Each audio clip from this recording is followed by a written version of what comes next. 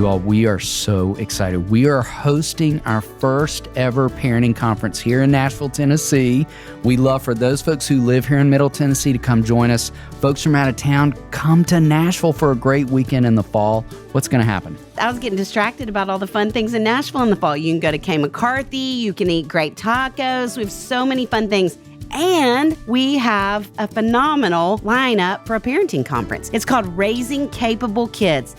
David and I are going to be teaching all new content, and we have our wise friends that we love and trust, Nero Feliciano, Megan Mickelson of Birds and Bees, Joey Odom of RO, Melissa Trevathan, who is our senior director at Daystar, Dr. Chinwe Williams, and more.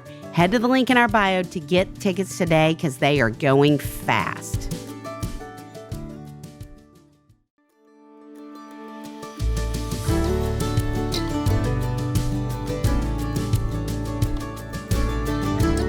Hey friends, welcome to the Raising Boys and Girls podcast. I'm Sissy Goff. And I'm David Thomas, and we're so glad you've joined us for this conversation. Let's dive in. Melanie Shankle is the New York Times bestselling author, a popular speaker, and co-host of the Big Boo Cast podcast. A graduate of Texas A&M, she loves writing, checking to see what's on sale at Anthropologie, and looking for the bright side. Most of all, she loves being the mother of Caroline and the wife of Perry.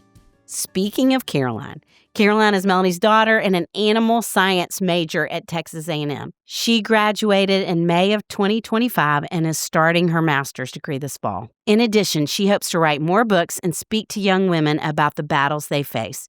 She wrote the book, The Lion and the Bear, on Fruity Pebbles, Coffee, and a Prayer.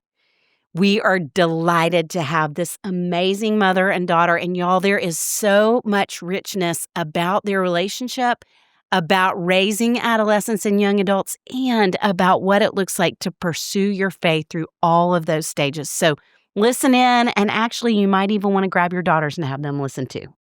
Well, I have 3 really exciting things that I need to start us off with.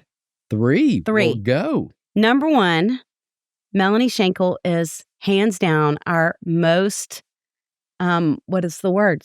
Requested And appeared guest.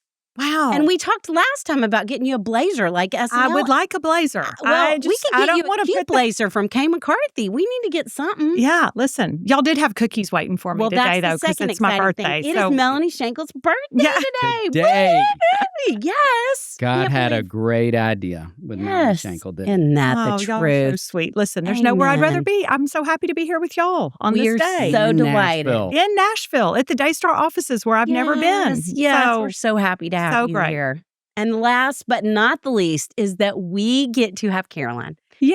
with us today, which we got to have dinner this week, which was so fun. Yes. But we have heard about you since we met your mom, and you were probably 5 or 6. That's what I was thinking. Yeah. We've heard such Little. amazing things Man. about you. And so Mhm. to get to meet you and for you to share all your wisdom that has gone into this new book, we're so excited about Yes, it. we are. Yes, thank y'all so much. I'm so excited to be here. and Well, get to us do this. too. And, as therapists, we just throw you in the deep end. Mhm. So where we want to start, it's so fun for us to have a mother and daughter together. If you each were to say one thing you admire about the other, Ooh, what okay. would you say? Do you want me to go first or do you want to go first? You can go first. Okay, I'll go first. Why not? I would say something I admire about you is just, which this goes into how it applies to me maybe, but just the way you support me, like your constant support. I think it's so easy, especially as I've gotten older and talked to other friends about their relationships with their moms, the way that you just have always supported me and lifted me up and been there, and you've never made anything competitive. You've never made anything a competition between us, and that's just something that I really appreciate, and it takes a lot to be able to do that, and I just appreciate it. Okay, part B, how has she done it? Are there any practical for the moms listening thinking, okay, how do I do that for my daughter? I think, it starts with just, I always laugh. I kind of joke about being her Barbie doll a little bit. I think, her real world Barbie doll. Yes, that's good, Caroline. But I mean, by the time when I was little, it was a little bit trickier because when I was 4, she'd put these big bows in my hair and do all this stuff. And I would go to preschool and I'd hand the bows to the teacher right when I got there. I was going to say, she's not a Barbie girl. And then I would put them back in my hair when she'd come to pick me up. So that way. But it starts with just, the way that it's the little things of like buying clothes for me and like always wanting me to look my best, always wanting to support me, help me, showing me little beauty tips, showing me things about life. Like it's something where it's so simple, but it's so supportive because I know so many mothers who there's that kind of competitive thing with their daughters sometime. And so it's just getting to see her do that, just, it means a lot to me. And She's just for you. She's just for me. It just, all these things. And just the way she speaks over me is just positive, and she never made me feel, ashamed for being me. And she always wanted me to just be my full self and truly loved me for my full self, which is something that it helped me so much growing up and it was just so supportive. Sweet. Well, happy birthday to you. No, seriously, I'm done. I'm out. Thank you. Go get my cookie and leave. I think with Caroline, to me, it's one of the things I admire is her strength. Is she has always been a girl who's known her own mind. And it's that, like, to encourage, like, she was such a strong-willed toddler. And I just always prayed, like, God, give me wisdom, like, how to use that and use it for good and not break it. Because I was like, I love that strong will. But, there are times when she was spitting on the floor, when she was in her timeout chair, where I was like, I don't really know how this is going to turn out, like this. I was a great kid. What are you talking about?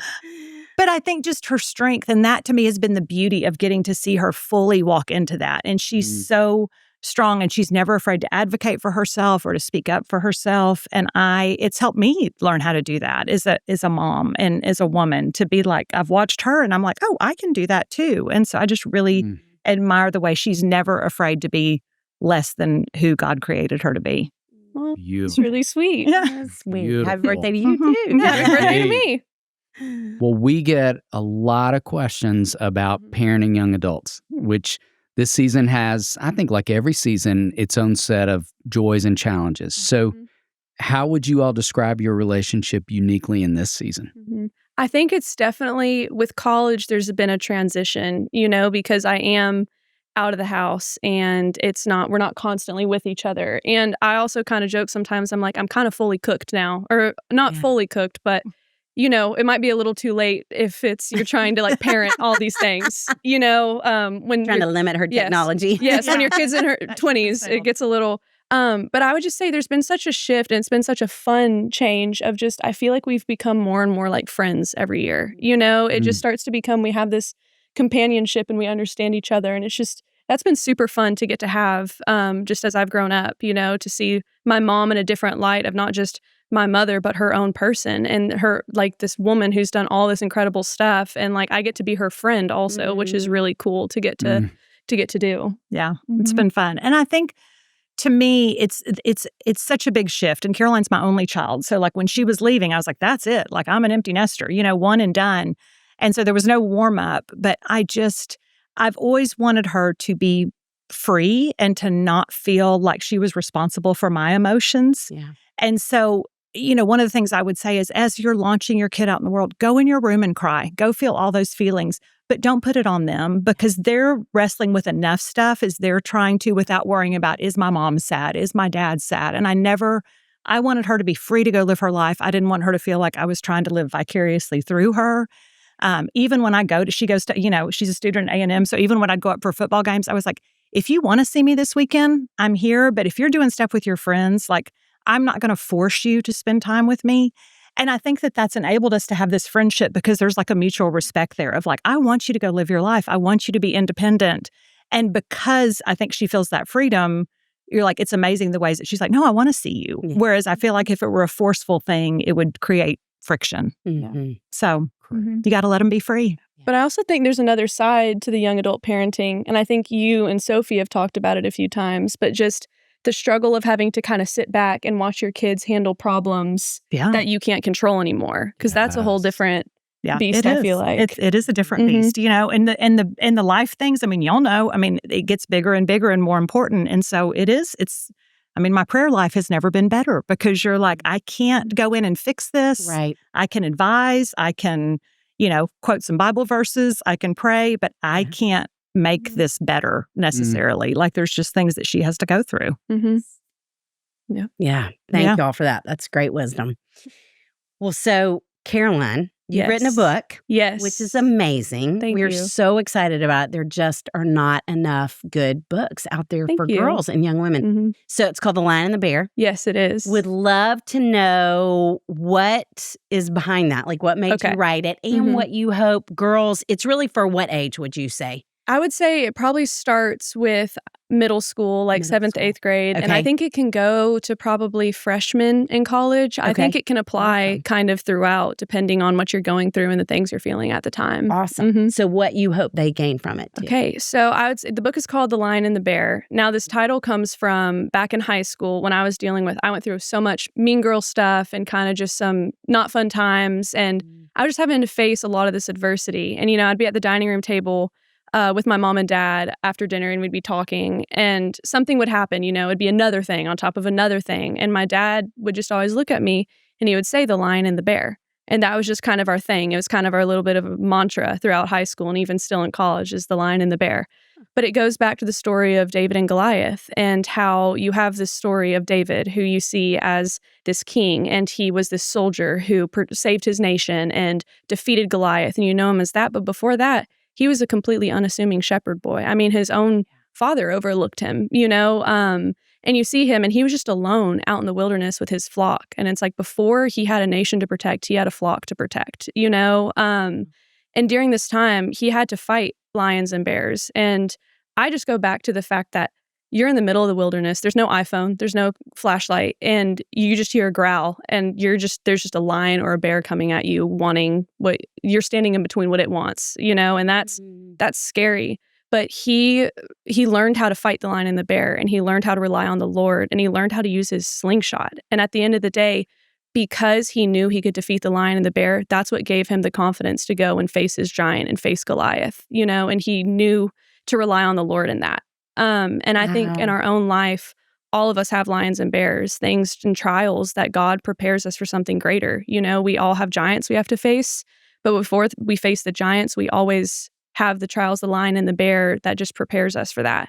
And so what I think I want younger girls to get out of it is going through hard times is normal. It's hard. And and your feelings through all of it, it's going to be tough. You're going to be sad, but can we shift perspectives? How can we use this hard time? How can we prepare for this hard time? How can we rely on the Lord in it? And I want to be able to equip younger girls to be able to face their battles, to face their lions and bears, because they all have giants they're going to face and big kingdom work that they're going to have to do. And I want this book to be a tool that they can use during those times. Oh, I love that so much. That's amazing. Well, and one of the reasons we're so excited about it is there's not enough resources for this population from voices that we really trust, like yours. So how did you decide what needed to be included? I think I just wrote what I felt. I'm 22. And so it's that thing of I'm a little younger, and I can still look back on my high school days, and I remember what it was like. And I know the feeling of dealing with social media and seeing everyone on Snapchat maps being somewhere that you weren't invited, or seeing the post where it's like, they're all hanging out without me. And I just always wanted to write the things that I felt, and I wanted to be honest about it. I wanted to share, because in high school, I think you never want to admit weakness or vulnerability, because that's like blood in the water to your peers a little bit, Yeah. And I think towards the end in college and stuff, and even after your book, Here Be Dragons, came out, so many people were like, oh, I dealt with this too. I dealt with this too. So many people had to handle those situations, but no one talked about it, And it's like, I just wanted to be real and honest and be like, hey, this is not super fun. I've been through it. I know it's hard, but I got to college, and look how God worked in my life, and look at all the things that He's going to do in you through this hard time. I want to be able to be there and meet them in the moment they're at, but also carry them out of it a little bit and help them move on to bigger and better, And so I think that's kind of how I chose what to write about and the content in it and stuff. Yes. Mhm. I love that phrase, even thinking back to what your mom talked about in you, the Mhm. strength, Mhm. and that you would say, hope to carry them out of it. Mhm. And it seems like you're like the strong, wise big sister that they all get to read your journal and your words and encouragement, which is so And I would love to cool. be that. I mean, that's the thing. Yeah. I'd love to be that for any little girl out there, you know? That's so amazing. But yeah. So along the way, as she's been growing in her faith and fighting the lions and the bears, how have you tried to encourage Caroline's faith? Would you say books, rhythms, practices, prayers, any of that? We were never, I was always the mom. I think the moms, we buy the devotionals and we're like, here's something for you to read. Here's something, But I do think one of the things Perry and I did that, we didn't know how it was going to turn out, but I think we just tried to show her that our faith was real. Like it wasn't that like, oh, we have this big formal family quiet time. It wasn't, but just that we would talk about, here's what God's doing in our lives. Here's what God's doing in our family. Like hopefully she saw us, minister to our community and reach out to our friends and just love Jesus in a tangible way where it wasn't just to check the box like we go to church on Sundays, but it was like a daily thing that we talked about and practiced and tried our best to live it out, and to be honest, when we were like, hey, we got that wrong, like we got that wrong and we're doing our best and we apologize for where we got that wrong. But I think it's just encouraging her that it's like Jesus is the thing that's never going to fail. Like that's the best tool we can give you for life is just to know that Jesus is the thing that holds even when the world around you is shaking. Yeah. So in addition, Caroline, to that gift that your parents gave you, is there anything else you would say that made your faith more real and personal as opposed to just something that was handed down to you? I think it was one of those things, I will say, adding on to what you were talking about, kids do pay attention. I mean, y'all, of course, definitely know that. But even though at the time I may have not understood certain things, I remember looking back on my parents and how they relied on their faith. And that was something that really helped me because I'm like, well, look at where God provided for them in this setting and look at how when they faced this hard time, this is what they did. And it's a good thing that I can fall back on. But I think a general answer to your question, I guess, which isn't really a fun answer, I guess, but it's kind of going through tough times. I think that was really the thing that forged my faith was, kind of, putting your money where your mouth is, and you can say all these things, but do you believe them? And sometimes that has to be forged when you're having to sit there and your surroundings may not be what you hope or want them to be, but it's going to get better. It's going to get better. I have a God who cares for me. And I think, so that's why I always say, and I think something you always say also is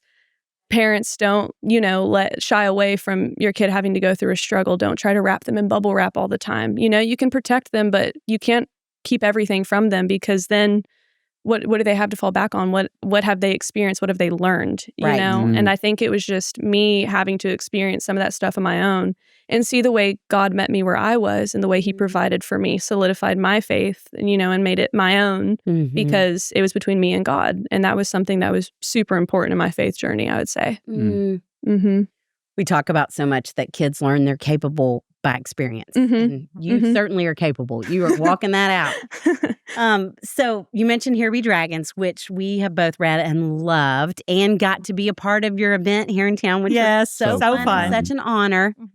And would love to know, I feel like you usually have so many fun things going on, as well as a podcast with one of our other favorite people, Sophie.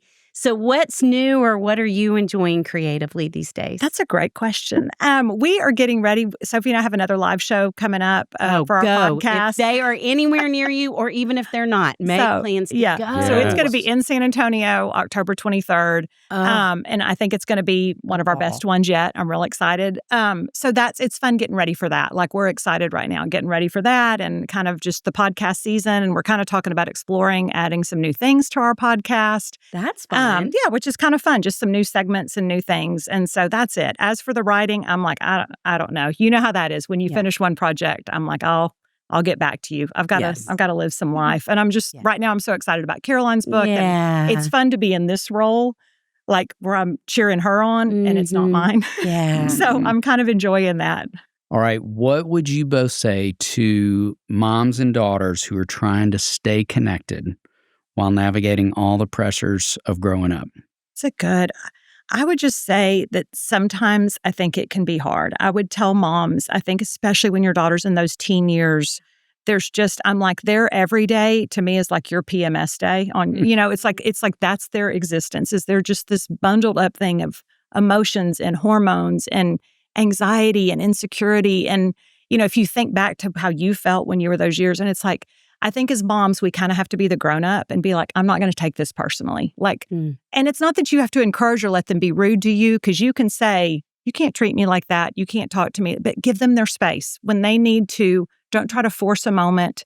Let them come to you. Let them know that you're a safe place. Yeah. And listen a lot of times more than you talk. Like I've learned with Caroline, like a lot of times, especially when she was younger, where I was like, she just needed a place to vent. And she really didn't in that moment need me to be like, well, what you need to do is, and sometimes that means you're biting your tongue till it bleeds. But what I've noticed is if you just kind of give it some time, like if I would go back a couple of days later and be like, remember when you said whatever, I was thinking that there's a time to speak into it. And I just think when they feel like you're safe and you're not going to be quick to judge them and you're not going to be quick to overreact and you're not going to be quick to blame them for something and to hear their side of the story, I just think it facilitates so much trust and communication. Yeah. So good. Yeah. I think I would echo off of that, and maybe just from the ex-teen girls' perspective on it a little bit. Just that I remember I would go to school, and immediately it would just be a smile on my face. Everything was great. We're all fine. I'm at school. I have to carry this certain level of presence. I need to be this way. But then getting home was always my safe space, and that was just where I felt like I could just kind of let it all go a little bit. And when things were rough, which, hopefully I've apologized for this, but I don't know. But just doing it now. Yes. My parents would kind of get the brunt of it a little bit. It was just any type of attitude I'd have, anything. It always just kind of, because I knew no matter what, their love for me was unconditional, and that's something that you never really got when you were at school. So it's kind of that thing of, I think that is, like, you do get a little bit of attitude. And I don't think it's not because your daughter loves you less or because she's so mad at you or because of all these things. I think it's just sometimes when home is the safe space and like, I'm going to let it out a little bit, and I'm going to let out those emotions I've been keeping pent up. Yeah. And sometimes, unfortunately, my mom was on the receiving end of that, And we've always said since Caroline was little, she's a level 10 reactor to a level 3 situation. It's just, she's very passionate. It's her Sicilian heritage. She can't help it. So it's like sometimes you have to just let that explosion happen. Yeah. And roll with it and know that she's going to come back down, but she needs to have that moment of just like venting and pure, frustration, anger, whatever. I got to get it out of my system. She's got to get it out. And then I'll be okay. I got to get it out first. But yeah, that makes so much sense. I think in my first 3 years of counseling, I had a girl describe her mom as a rubber band parent. And she said, I can stretch and stretch and stretch her, and I always know that she's going to come back. And she's going to love me no matter what. Yeah. You got a good rubber band next to you. So, Caroline, what would you say in terms of encouragement for parents of girls who are listening, but the girls are like, I want to grow my faith, but I don't really know where to start? What would you say to them? I would say, which this is such a generic, but trust in God's plan. I think that's really... you look at your kid, and obviously, if you're a parent, you love your child and you love your child so much and you want the best for them. And there's a God out there who loves your child even more than you do, if that's possible, and he has a plan for her and he's going to chase her down relentlessly and love her, and I think it's just pray, be strong in your prayer life and know that God is going to chase your kid down. I think there was so much where my parents they let me have space to figure out my own beliefs and my own things and my own opinions. They never tried to force any sort of religion or faith on me. They just told me, this is the truth. This is what we believe. This is how this is. But they never forced me to believe that. They never tried to make me fit in this box. They let me kind of experience things the way I needed to. And that was probably the best thing for me, because I think with my personality, I'm the type where if you try to make me do something, I'm going to push back even harder, And so I think letting me figure that out and just praying for me and being there for me and loving and caring for me was so important. And them living out their faith the way they did and me getting to see that, that's what grew my faith, is getting to have getting to learn it myself, and have parents that were showing me the truth in their lives and in their actions every day. And I just think that God is not going to leave a kid behind, that's the honest truth. And they're going to chase after every single one of your kids. And just, it's so important, Yes. But yeah. Good. Mm-hmm. Okay, Caroline, your mom knows this. We end every episode with something fun and food related. Okay. And we talk a lot of tacos, which is so much fun to do with Texans. Yes. It's We have a opinions. sweet spot for us We right have here. opinions. So we've got a 2-part question for you. Part 1 is, what's your favorite taco? Okay. And part 2 is, what's your favorite meal that your mom makes? Okay.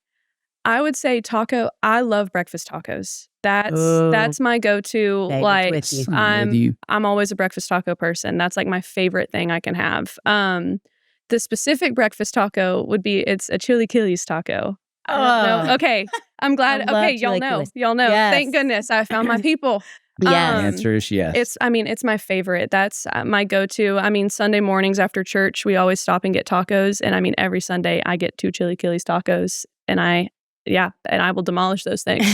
They're so good. Mhm. And then the favorite meal you cook, I would have to say she does these pan-seared backstrap steaks that are Wow. delicious. Very fancy. Very You fancy. are fancy. Maybe are. we need your recipe. They're so easy. It's really Really? easy to make, but they're delicious. And she does a homemade mac and cheese with it, and it's really good. A lot of people say it tastes like the Chick-fil-A mac and cheese. Ooh. I don't know. Oh, I didn't know I that. know Okay. someone. I made it one time, and people were like, "Oh, this tastes like the Chick-fil-A mac and cheese," and I'm like, "I haven't had it, but." Do you have real recipes that we could put in our show notes? I do. Yeah, I'll give you. Yeah, I'll give you the That would be recipe. so yeah, fun. No, I've got the real Mhm. recipe. It is a great mac and cheese. It's probably my Wow. favorite. That's like my comfort food right there. Mm-hmm. Yeah. Mm-hmm. That's it. Yeah. This has gone way too fast. Y'all are so enjoyable. I know, You you're two. y'all fun are to so be enjoyable. It's so with. fun to be here. Oh, it's so fun to have you here, and we're so proud of you. Oh, thank Yes, we you. So are. excited Thank about this you. book. If you have a daughter in the ages that Caroline mentioned, go and buy it right now. Get a copy of that book because, like we said, I feel very hard pressed counseling girls to find devotionals that I really trust. Mm-hmm. And so I'm so excited to get Thank to you. share this with Thank families. Yeah. Thank you. And we love everything you do. Listen, I love Everything. Such everything big y'all fans do. of Listen, the two of you. what a gift y'all are to Mhm. the whole world. Well, So thank y'all. y'all are too. Love being with you.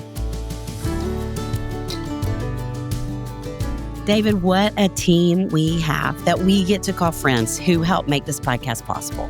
Chris Starrett, our engineer, Our management team at KCH. and we are thrilled to be a part of the That Sounds Fun network. Our music was created by the insanely talented Dave Haywood of Lady A.